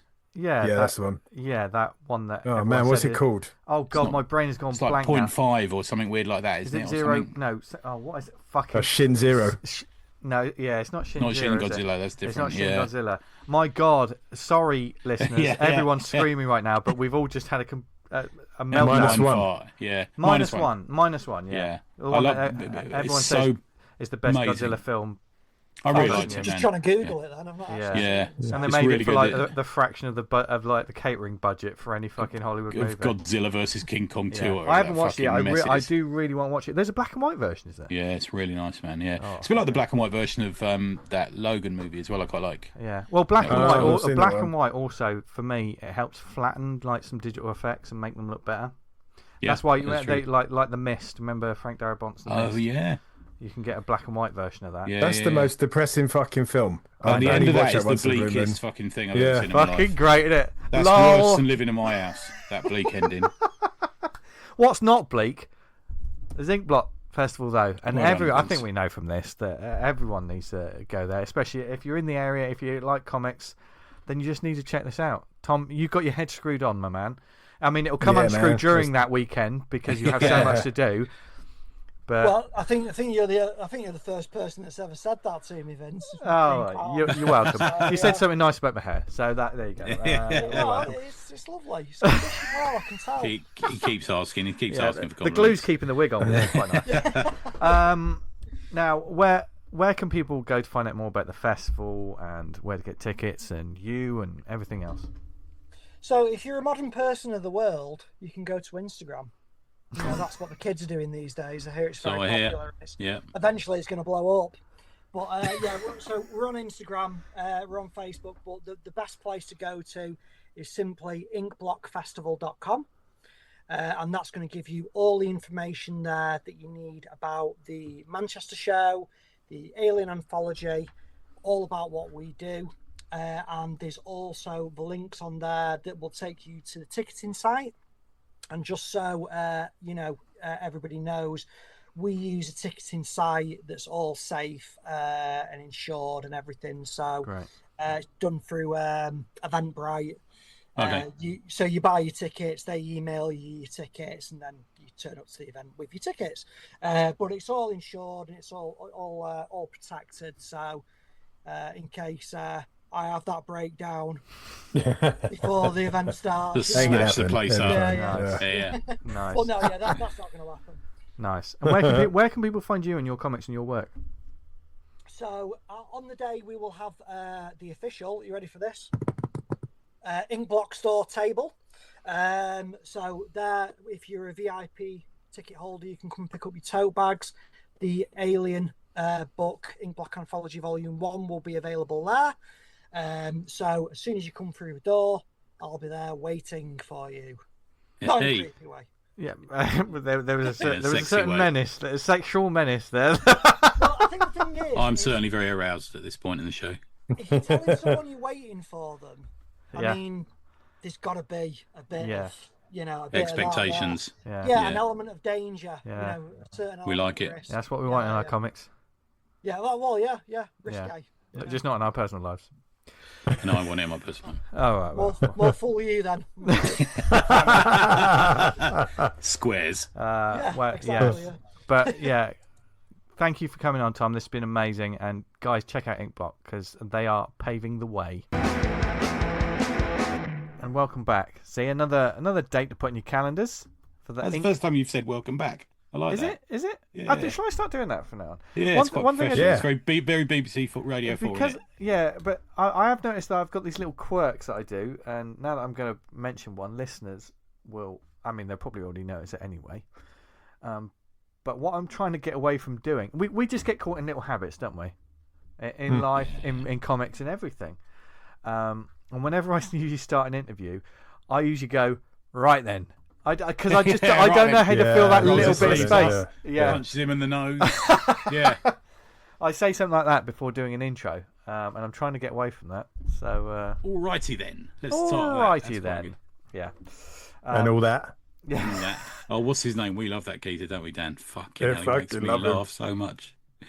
Gets sent He a says and card all for- that. And anyway. Anyway, good morning, Friday, everyone. Anyway, What's his fucking name? I have to look it up now. and he goes, "Who sent me this card? This card says I am gay and I'm a Muslim, but I'm not." Yeah, he's the fucking best. I tell you what. This Stephen week, Dawson. we Went have. to London this week. It's an interesting time this week in ACP Towers, but we are a show. We continue to be a show. We call ourselves a show. Sometimes it feels like a show, and the show goes on. So do we have That's a not shout? a gym membership. That's a fish. Yeah, shout out, tell you. Let me- Yeah. I got fucking something in my eye, and you're pissing about. I'm fucking. No, Jim went shit. That's a fish. Do not. I'll call the police. Do we have any shout outs before I mute Tony Esmond? I've got a couple.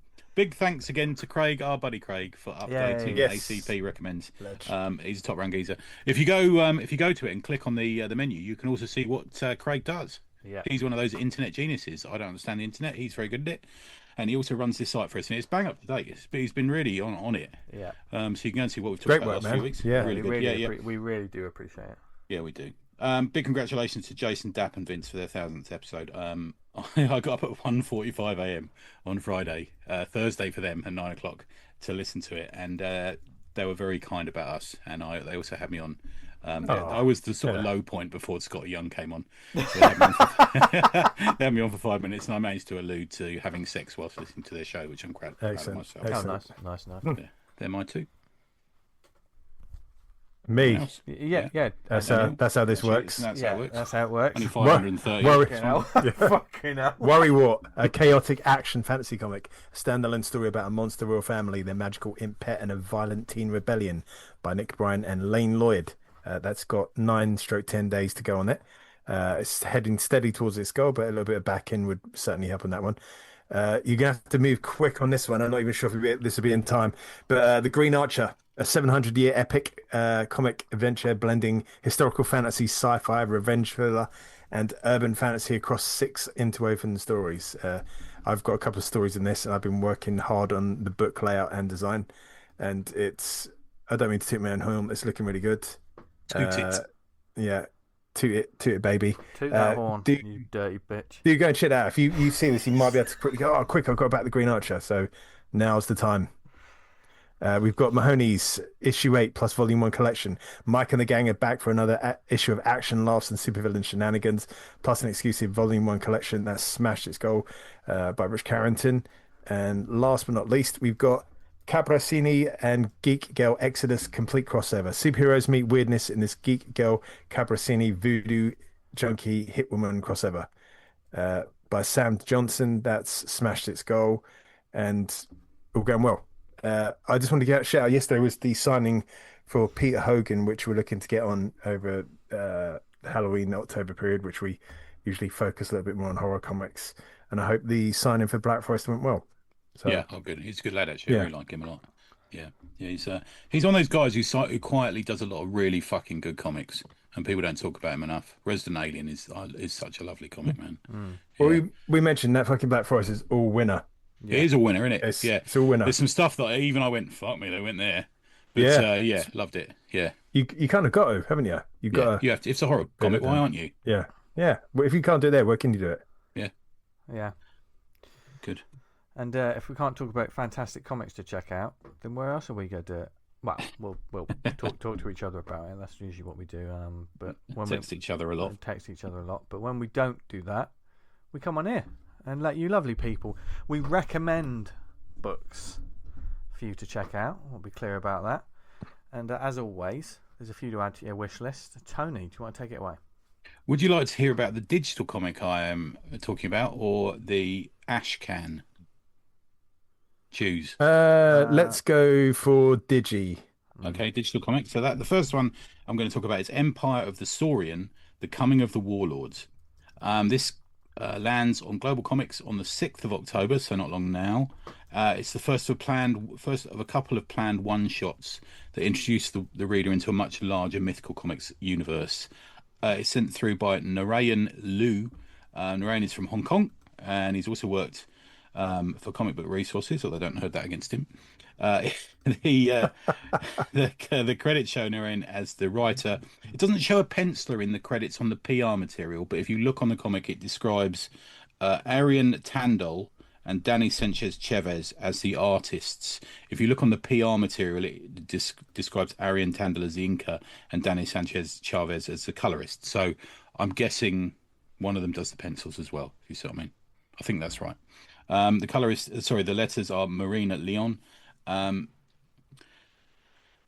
Okay, learning point, I would say, especially for somebody who's so low tech as I am, if you're going to send us a comic through, one file makes it easier.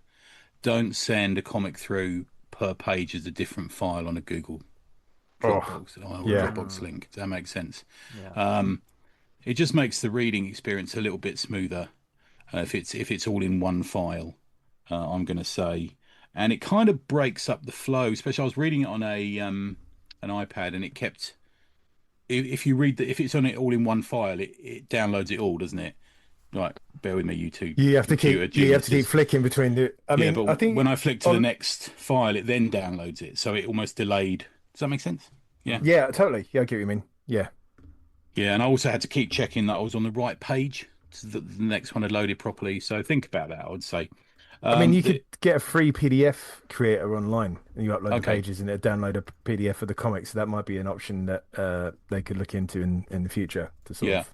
I speak on that by not by being someone who knows how to do it, just someone who enjoys the reading experience, and it really is a lovely drawn comic.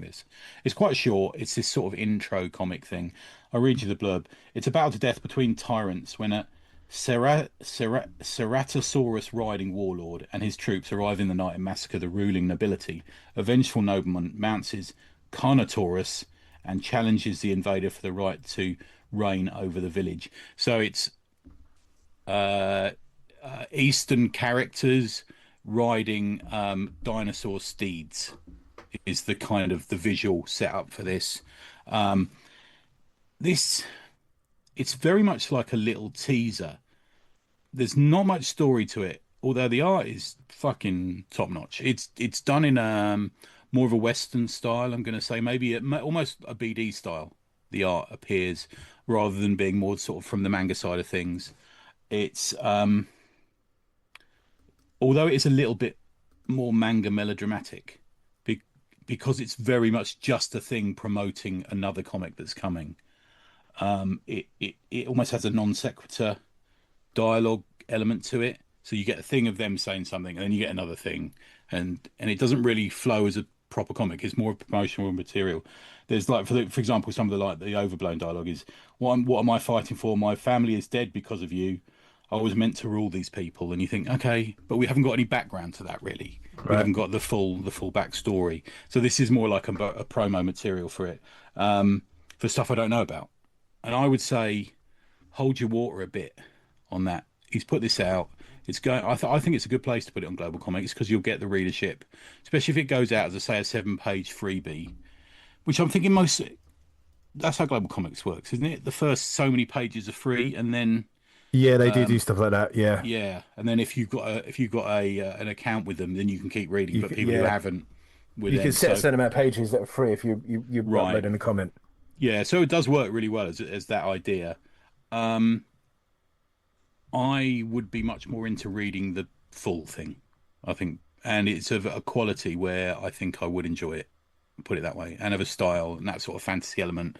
It's not your classic fantasy because it's got this, I'm going to say Hong Kong kind of background to it, Cantonese kind of movie kind of background almost to it. But yeah, it does look glorious. You can go and look at empiresaurion.com and have a look at that website, or you can go to Instagram at Empire of the Saurion and look at them on Instagram. There's some art on there. But yeah, good luck to them. That sounds interesting. Yeah, nice. Good stuff. There's my first one, guys. Nice. Dan, what have you got? Well, aside from reading the Fist of the North Star trades through, I got my copy of Punisher. Yes. Red Band issue 1. Fucking great. I had it. It was like a little present for myself that I'm gonna read this on Sunday, like before we do the pod. Because you hadn't said anything about it, and I was a bit worried you didn't like it. No. I was like, I was holding on to it because I wanted to kind of like treat myself before we did the show. I really enjoyed it. It's nothing special. It's just done solid, like classic. Yeah, solid. That's the word I'm looking for. Yeah, solid. Yeah, I think it's you're right. Like after all the stuff that came before, you need like almost a clean slate to like.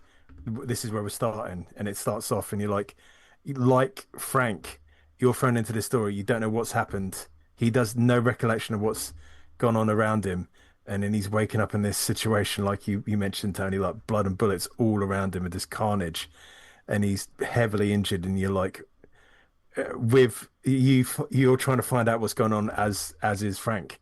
Yeah. And It's like they're retrospectively engaging. going back to the classic Frank by having him not know any knowledge, not know who he is, not know about that stupid story that happened, with mystical powers. It's just like he knows he's a force of nature and he's going to be a fucking this what if that hammer that to story hit was the fucking, what if that was a brain injury? Because he's got a brain injury at the moment.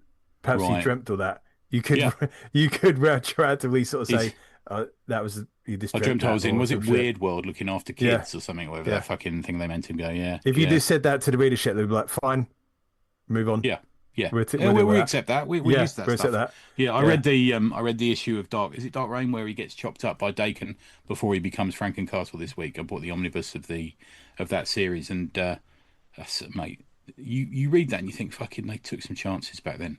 Yeah, God, yeah. But we totally accepted that he then became Frankenstein, and then he came back as Frank again. It's like we just. Man, I read it when he fucking turned black. You know what I mean? Imagine that fucking story nowadays. Jesus Christ! I just did an operation here. What do you do? Oh, you just made you black. It's like, well, how do you do that then? Like you're a backstreet exactly drug addict, like surgeon. That just doesn't work. But I can understand going to a vet to get them to take a bullet out because they don't have to report it. But fine. That's going a bit far. That one. Yeah. Unreal. But I really enjoyed it. I don't know, because I'm not up with the Marvel stuff at the moment. What's the kind of deal with the Kingpin? Is he kind of in other comics doing the same kind of shtick? We've had like a big event with him recently, a sort of Daredevil Spider-Man event where he's and then he was married to Thingy Mary, Typhoid Mary. Yeah. Therefore, he was allowed to live with the mutants. So he took sanctuary by living with the mutants, even though he was wanted back in New York. And then what happened? I can't remember what happened after that with him. Yeah. So no spoilers. So no, Vince, you'll be reading this at some point. He's going around playing the kind of the good guy, in effect. It's sort of like he's confronting people who are saying, "You've done this, and I'm going to sort of like try and resolve it my way." And he's not on the up and up, obviously, but like I just wondered what made him have this change of heart. It's not a change of heart, but he's sort of got a different modus operandi. He's the build. He's the right build again, isn't he? He's like he's fucking massive. Yeah.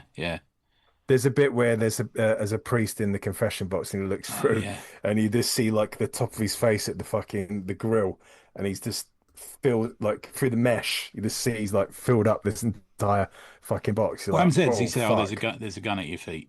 Get on with it." Yeah. It's good. Yeah, it's really good. Nice. I can't wait to read it. Yeah. What I did read this week, I actually read the last issue of a series.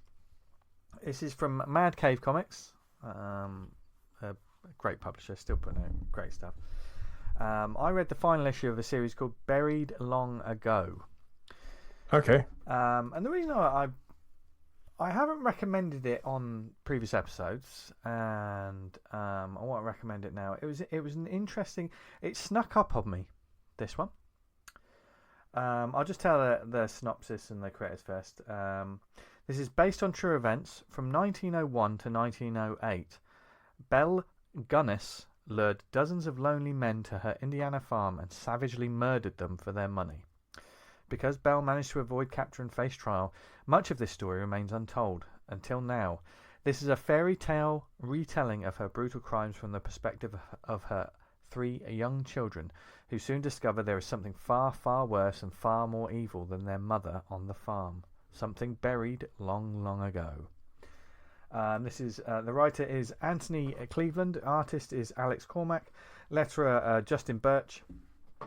It's a lovely put together book, and it's a dark, grim, that sort of Midwestern sort of era of America. If it's got that, if anyone out there has seen the film Pearl, that kind of like you know the one I'm talking about, the sequel to X. Do you remember Oh that? yes, no, I don't yes. think I've seen that. Yeah. Pearl. It's a great film. Yeah. Right. But it is that sort of like middle of America farmland, and like, you know, especially that time 1901 to 1908. There's a certain bleakness in the air anyway. And it is a period piece, and it does get it's like a creepy. It is. I never read this synopsis. I just went into it, just read the comic sort of just cold, really. And why I'm recommending it now? I think I'm recommending it now is because issue 5 was when I realised, oh shit, I've really enjoyed it. It had its hooks in me, and I had no idea. Have you ever had this when you've gotten to like an end of a limited series or something, and it wasn't necessarily, you weren't really aware of it, but you were, oh, new issue of that, I'll read that one. New issue of that. Okay, he's really enjoying it. And then by the end of it, because the end, what I like a miniseries, and I think a lot of, unfortunately, a lot of indie miniseries and small presses, it's sort of one and done. It tells this tale. Is sometimes they don't. Issue 1 is where all the readers buy it, but issue 4 and 5 of a mini series, that's where you're putting the big guns out. That's where all the action happens, isn't it? That's where you. But there may be people that have dropped off in the issue 1 or 2 that aren't getting the joy of the last couple of issues. Do you know what I mean? That sort of that pace. Yeah.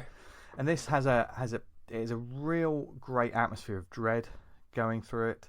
I don't want to give any sort of spoilers to the story as such, but the mother, you really do see it. It is you're worried about these kids, deeply worried about these kids, these children of this woman, and she is terrifying in that way, and the way that children would see someone terrifying, like an evil governess, or that you see in these children's books and stuff like that. She's got this look to her where you just look at the art.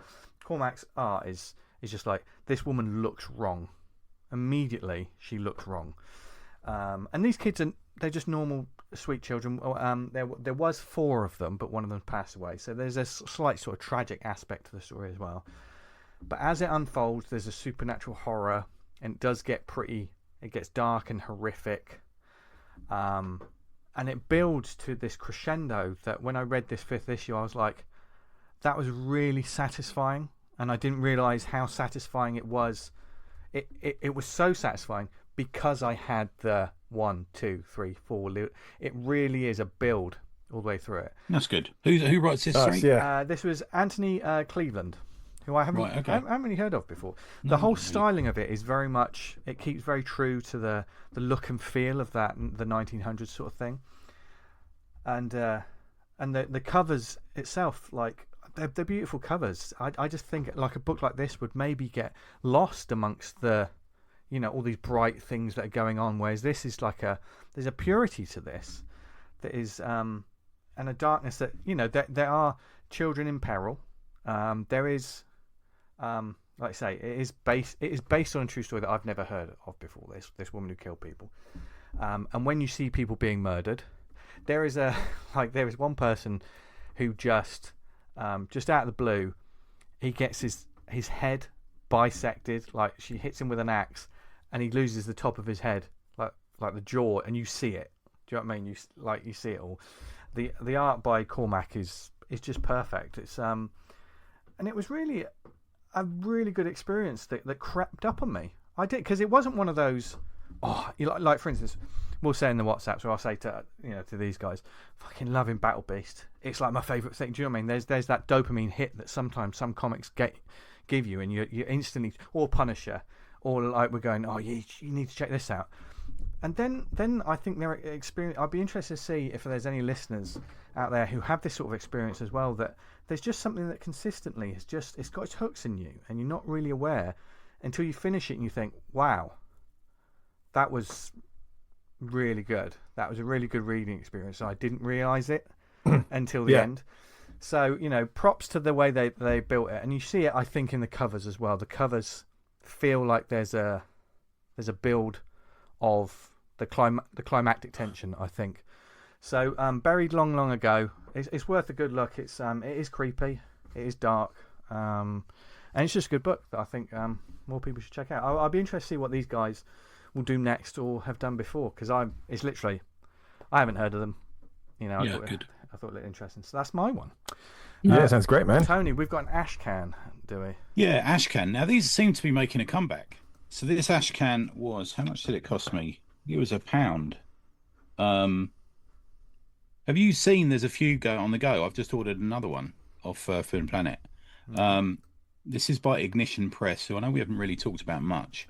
Um, it's a for sale ashcan that is the teaser for a much bigger release that comes out on October the 8th. This itself was delayed a week. So I don't know. In it, interestingly, in the back page, you get the release date for every single issue of the 5-issue run. Okay. I've not seen that much recently. No, they don't. Usually, they're always a bit cautious, aren't they? Yeah, that's what I was thinking. Yeah, that's a big shout. It's pretty ballsy of them, in all honesty. But written by Cullen Bunn, which is why I picked it up. Illustrated by Marika Cresta. Colours by Rhonda Patterson. Letters by And World Design. Cover by pod favourite Riley Rossmo. And I see that the editor is Jamie Rich, who was he the editor in chief at Vertigo in the last days of Vertigo, wasn't he? I think, or around that time. I bought this for a number of reasons. One, it was an ashcan. I wanted to experiment with that. Two, it's Cullen Bunn, who we like and has been on the show a couple of times. And three, it's got a great cover, which I haven't got in front of me, sadly. But it's like last week. Do you remember last week was two blokes swimming up out the ocean in the depths? This one is a woman swimming up from the ocean.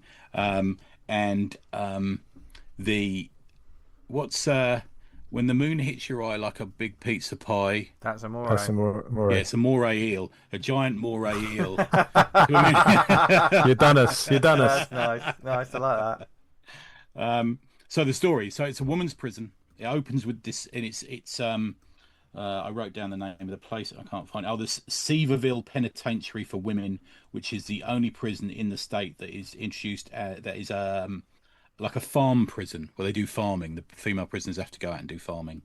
It's called The Farm. That's the nickname of it. And there's this woman. It opens with this woman on her knees, and she's sort of digging some holes to put plants in, and she comes across it looks like a shark's tooth, and she cuts her finger on it. And you get a little bit of a forward echo of what she's going to be about. And she's one of these she's a murderess. She's good looking, long dark hair, and she's still got the blood on her finger later on where she's cut her finger and is sort of just staring at it in the air. So that's kind of this sort of creepy foreshadowing. And you get introduced almost straight away to this character called Nurse Fisher, and she's a new member of staff, and she's walking through the cafeteria. So like the Humans, we talked about the prison comic recently, The Humans, which is all about monkeys and gorillas and stuff.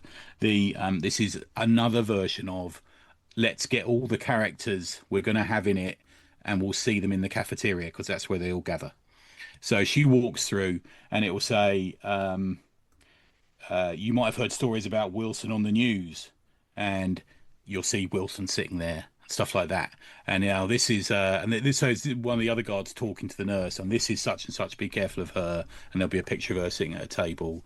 And they've got the old Catherine, when Catherine Janeway's in Orange is the New Black, or whatever it is. Yeah. When that character's in it, there's a version of her, you think, sort of this grey-haired woman sitting there. The only problem with it is it will say something like, I think it does say, it says something like, you might have seen stories about Wilson on the news, and it will be, and you'll think, this should be a picture of Wilson sitting at a table, or playing with a knife, or eating a lunch or whatever, but it's three people all looking at the camera, or looking at the reader, so you don't know who Wilson is. And it happens a couple of times, and the artist, there's a couple of characters I became confused between who they were, and I think you really, especially with this artist, because she's not big on facial features, she's quite stripped back in style. You need something that makes each of these people distinctive. It's the same reason they've got superhero costumes, so you can tell who people are apart. With this one, you can't, because they're all wearing a yellow jumpsuit, or an orange jumpsuit, rather. So sometimes it needed a bit. And as I was reading it, I thought, I'll probably find out more about that person down the line. I don't need to work out who she is at the moment.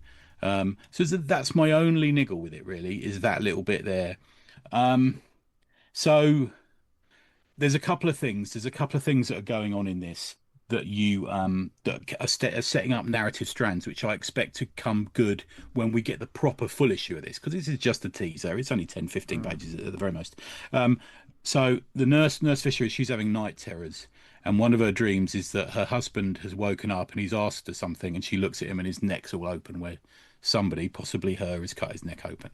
So that's one of the sort of narrative strands you get, and you begin to realize, if this prison is in trouble, who really is she? Why is she really there? What secret is she hiding? And the other one, there's a massive storm coming, and the water's dripping through the roof, and one of the prison guards says that the prison is underneath the flood level. So, which has already been teased by the fucking swimming through a massive, giant eel in the sea. So they're going to end up underwater at some point. But it's that, and it was it's a quid. So in the old days, I think this would have been a freebie somewhere. Yeah. Free comic book day, maybe something like that. That's what it used to be, wasn't it? To get fucking G people's interest up in the book.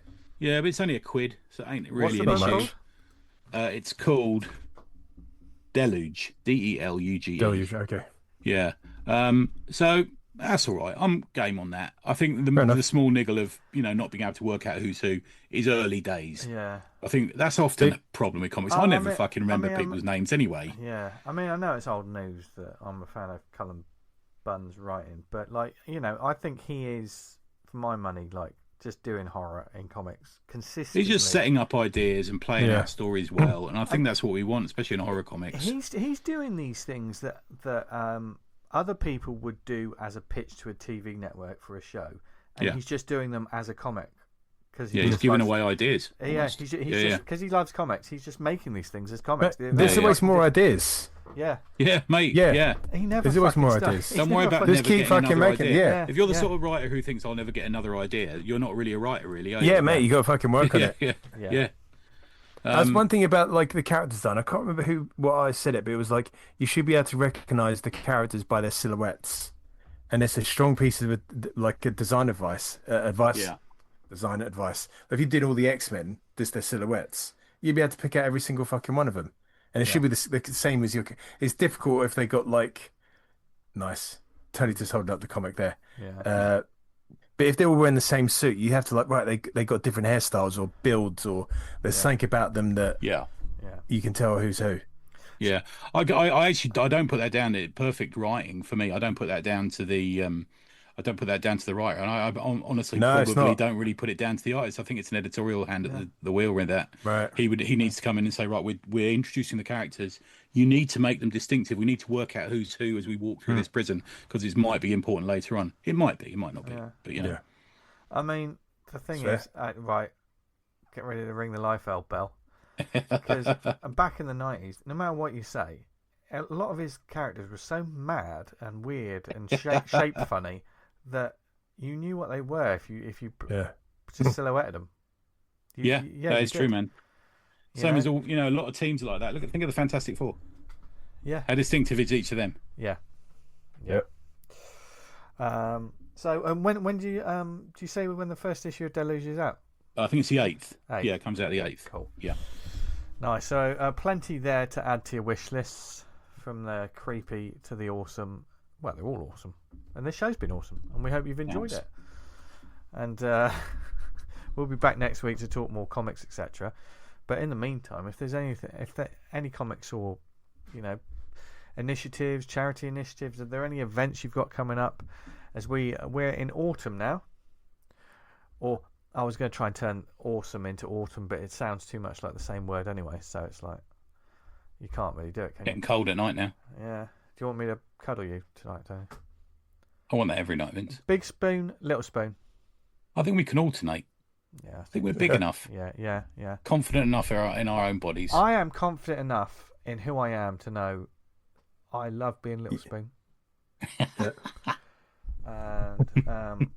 And it's also good to use a little spoon to eat your cereal because it makes it last longer. That's a good point.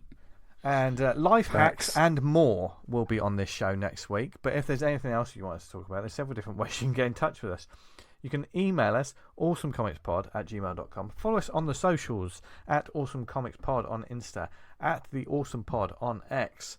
Where did you listen to us? Perhaps you're listening to us on awesomecomics.podbean.com. Oh my word. Tony just showed us a picture of what looks like Russell Crowe then. But it wasn't. That was my passport picture. Thank you for saying that. Yeah. Don't smile. Never fucking do. Yeah. True. If you want him to not smile, just get a cosplayer to walk past in front of him and then take the picture. Perfect. Yeah. We're also on Apple Podcasts, Spotify, Amazon, Stitcher, Podnose, Podknife. What other networks are we on, Tony? We're on the network. We're just normal men. Innocent men. We're just innocent men. We're just normal men. We are just remember that, everyone. Oh, so, and thanks to everyone who listens to this. We've had a bumper week this week for listens. On the old Substack. Nice work, man. Yes. Yeah, thanks for that. Yeah, if you want to follow us on Substack, where do they go to follow us on Substack, Tony? Just look on, Dan, you know. You're in charge this week. On this Google Awesome Comics Podcast and Substack, and you'll find it. Yeah. Wow. That's simple. And I have all the covers. If in doubt, I throw a link to these chaps and they say, just Google it. Mate, most people won't type in an address. They're just like, Google it. Still, it's just a show. Yeah, no, we're not professional. No, I think the thing is, because we both write for it, it might come back to our... If you look at Tony Ayres or whatever your name is down there, it'll come up as well. Yeah. Just remember that. But look, all the covers from this week will be on there, so go and have a look. Yeah. You'll be able to see the Amore. Yeah. Yes. Amore. It's joke of the week. We won't be putting a certain cover. Well, we will be putting a certain cover on there. We won't be linking it for legal reasons, as mentioned by a previous guest on the show. Don't. But yes, there'll be loads of stuff. I don't know what he's talking about. I don't know what he's fucking talking about. But then again, we never do at the end of the show. But I tell you what, we do at the end of the show. We tell you where you can find us, etc. Tony, where can they find you? Never on anything, or as we said on Substack, Tony Ayres, EZ. Dan. You can find me on Twitter at Vanguard Comic, and we can Vanguard at vanguardcomic.com. What's the matter? Got very gruff in the middle of that, didn't he? Yeah. He looked like I caught him off guard then at first, and then he was like, "Oh, you can find me on." What's happening? Yeah. Fuck knows. Hey, that's not very nice. Tony was just asking. Yeah. Anyway. Yeah, there's an honest answer. I don't fucking know. Yeah. Nobody knows, do they? Nobody knows what's going on. Really. You can find me on social media at Just the Diablo. Thank you very much for listening, everyone. In all honesty, we've had a laugh. We're full of caffeine and sugar this week, and Pop Tarts. Bring it back around, see. And Dan's Jekyll Pop Tarts. Join us next. Can't get me anymore. I'm fucking well bitter about it. Join us next week to find out if Dan does. Sorry. What did he say? He dropped another one, Tony. Oh, did he? Yeah, Wow. he did. Okay, now let's hope that he finds some, and join us next week to find out if he did find some and what comics we're going to talk about on next week's show. Until then, piece of pie. Until then, keep enjoying the comics you're making, keep enjoying the comics you're reading, and we hope you have a brilliant week. And from everyone here at ACP, well, what else should they do, guys? Stay awesome. Stay awesome. Bye, everyone. Bye. Bye, everyone.